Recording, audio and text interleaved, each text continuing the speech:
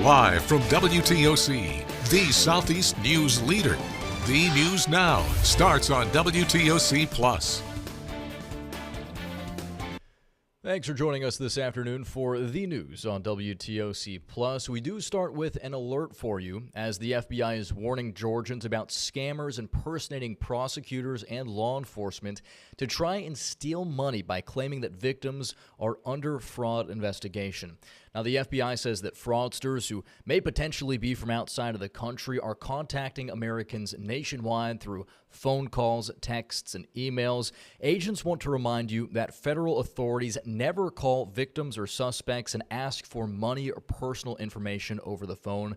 So anyone receiving a call like that should never provide personal information, credit card numbers, contact information, prepaid cards, cryptocurrency, anything like that. The FBI has several steps to avoid becoming a victim.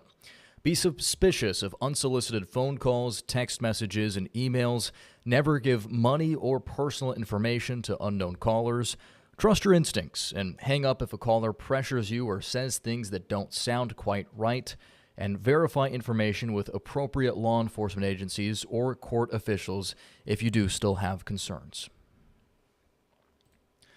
Well, we're learning more details today about the 19-year-old who was shot and killed during a shootout with a Hardeeville police officer. Jaden Holloway Caldwell of Pawleys Island died outside a motel and gas station on White Hardy Boulevard Friday morning. South Carolina Law Enforcement's division says officers were called after someone was trying to break into cars in that area. Investigators say officers later encountered an armed man matching the description, and then an argument started, which led to the officer and the suspect firing shots at one another. Both were hit. SLED is looking into what led up to that argument. Now, Holloway Caldwell's family says they want people to know about his character. To know Jaden is to love Jaden. Jaden has such a big heart, a pure heart. He always wanted to make sure everybody around him was okay. SLED says this remains an active and ongoing investigation. They confirmed to WTOC that this is the fourth shooting involving an officer in the state of South Carolina this year. And staying in Jasper County, the Jasper County Sheriff's Office made an arrest in connection to a different fatal shooting that happened in Hardeeville yesterday. The shooting happened yesterday morning on the 800 block of Old Charleston Highway in Hardeeville. Investigators say Dwayne Lauren Bentley Jr. was identified as the shooter. He's charged with murder and possession of a weapon during the commission of a violent crime. This investigation as well remains active. Turning now to national news, the Trump administration appears to be changing its tone and strategy following the shooting and death of Minneapolis resident Alex Peretti by a Border Patrol agent. CBS News' Natalie Brand has the latest. In the face of intense public backlash and bipartisan criticism, President Trump's border czar Tom Homan is hitting the ground in Minnesota to take over immigration enforcement operations. Mr. Homan is the point person for cooperating with state and local authorities and corresponding with them. The change in strategy comes as Minneapolis Police Chief Brian O'Hara told CBS News people have had enough. They know this is damaging to the reputations of their agencies. They know this is damaging to the culture in these agencies, and this is creating problems that will take years and years to fix. CBS News has also learned some of the 800 Customs and Border Protection agents that were part of the larger federal force sent to the Minneapolis area are leaving, along with outspoken Border Patrol Commander Greg Bovino, who said this following Saturday's deadly shooting of Alex Peretti. This looks like a situation where an individual wanted to do maximum damage and massacre law enforcement. Other administration officials labeled Peretti as a domestic terrorist over the weekend, but Monday the White House took a different tone. I have not heard the president characterize Mr. Peretti in that way. However, I have heard the president say he wants to let the facts in the investigation lead itself. Sources tell CBS News DHS Secretary Kristi Noem is facing scrutiny within the Trump administration and questions over the handling of the shooting and the response. Sources say she's expected to keep her job but shift her focus from interior enforcement operations in major U.S. cities to the southern border and other administration priorities. Natalie Brand, CBS News, the White House. Well, closer to home, while this weekend's ice storm has now moved out of the state of Georgia, thousands of people in North Georgia are still dealing with the lingering impacts. Niamani Watson with our sister station in Atlanta is at the Georgia Emergency Management Headquarters with more on the aftermath of this major winter storm. The ice storm caused widespread power outages and downed trees across Georgia, including metro Atlanta. Crews have been working around the clock on recovery efforts, but these bitter cold temperatures are making it a challenge in some counties.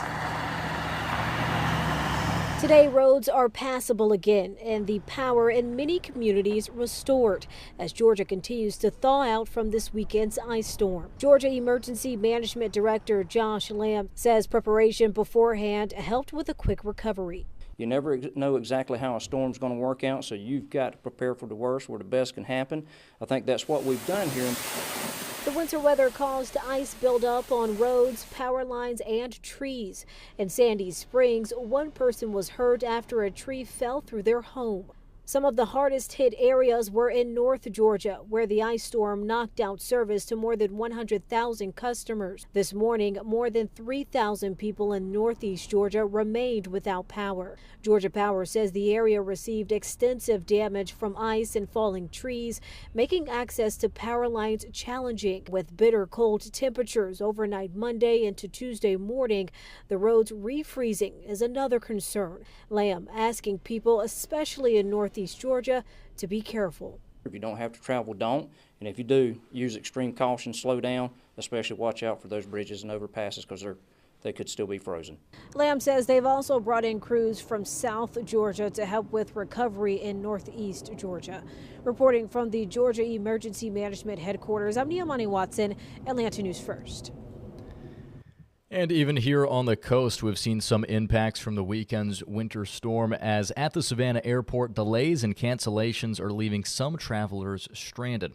We spoke with a couple yesterday who arrived in Savannah on Saturday and planned to leave the next day. However, their Sunday flight was canceled. They said they were staying an extra night and say they're making the best of it here in the hostess city. Their message to travelers affected by the storm is to stay patient and look at it as part of the trip. We flew in from Philadelphia on Saturday. We arrived here about 12:30. We were spending the night, and then we were supposed to fly out early Sunday morning. Flight was canceled. Couldn't have been asked for a better overnight than Savannah, Georgia. According to FlightAware, more than 50 flights were canceled at the Savannah airport yesterday. And as the nation's airlines try to get back on track after this weekend's major ice storm, Southwest Airlines is in the middle of a major disruption of its own.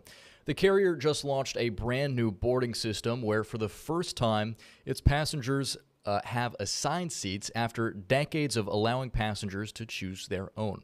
CBS's Chris Van Cleve has the story.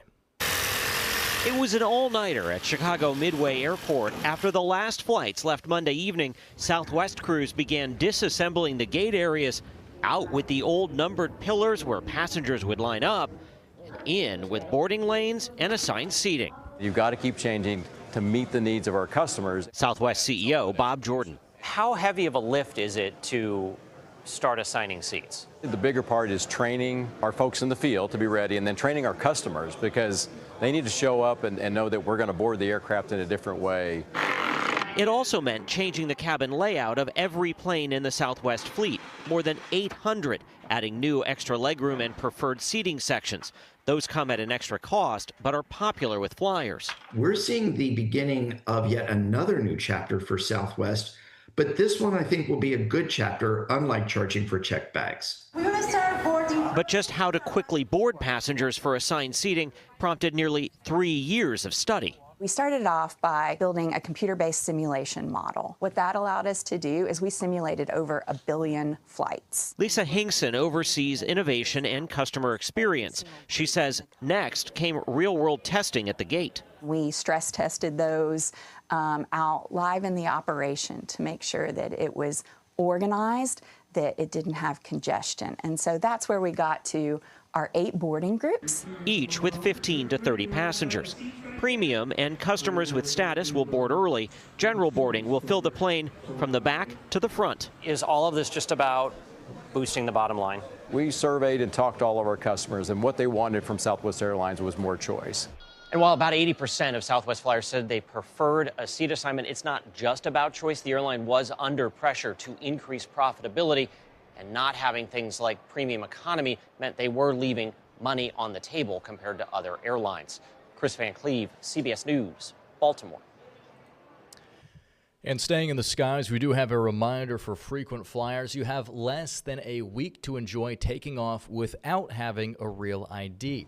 Starting Sunday, the TSA will charge passengers $45 if they don't have a real ID. You will still be able to fly. The $45 is payment for what's called a TSA Confirm ID.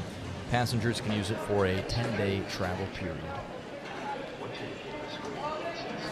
Well, this Thursday marks the 1-year anniversary since a deadly mid-air collision killed 67 people over the Potomac River in Washington. Ahead of the anniversary, the National Transportation Safety Board is meeting to determine the possible cause of this accident. It's set to discuss issues that might have led to the crash near Ronald Reagan Airport. NTSB also could issue recommendations to prevent similar accidents in the future. 64 of those dead are from an American Airlines regional jet.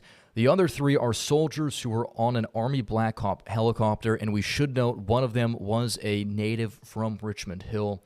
Just last week, the FAA announced helicopter flights will be permanently banned near Ronald Reagan Washington National Airport in Virginia. Back here at home, one of Georgia's largest economic drivers is growing. The Georgia Ports Authority says the Port of Savannah had its second busiest year on record in 2025. GPA handled nearly 5.7 million 20-foot equivalent container units, or TUs. 2022 is the only year with more, when around 5.9 million moved through the Port of Savannah's docks. This comes as manufacturers took a step back, reducing production and shipment of some vehicles to the United States. All right, and finally here on WTOC Plus, we have a sweet reminder that life always finds a way. One North Carolina couple didn't let this weekend's ice storm keep them from marking a precious addition to their family. Michael Warwick from our sister station in Charlotte has the heartwarming story. The ice is no joke. I feel like there's a good bit. Shelby and David Montez take this walk carefully. There is precious cargo on board. Definitely changed our plans a little bit. Wasn't expecting this. An ice storm left them without much of a choice. The pair are bound for a Charlotte hospital where Shelby is set to give birth to a baby boy. Driving wasn't worth the risk, so expectant mom and dad secured a hotel a quarter mile from the delivery room, just in case. It's been easy because ultimately we want to prioritize her safety and the safety of the baby, so whatever we needed to do to be able to get to the hospital today is what we did. Plan executed to perfection. The only decision left unmade might have been made for them. We keep joking that we're going to name him Fern because we don't have a name just yet. So we're like, maybe this is the name. We're going to name him Fern after the snowstorm of 2026, or the ice storm, I should say. So we'll see. So off the Montezes trudged, slow and steady. A 10-minute walk for a lifetime of joy. In Charlotte, Michael Warwick, WBTV, on your side. And major props to that couple for planning ahead. Certainly a smart move there. All right, and with that, we're going to wrap things up here for the news on WTOC Plus. Thanks for joining us this afternoon. We will be back in about 45 minutes for Welcome to Our Community with Dawn Baker on WTOC Channel 11 and right here on WTOC Plus. In the meantime, you can always check our website, WTOC.com. I'd like to thank you all for joining us, and here's Local News Live.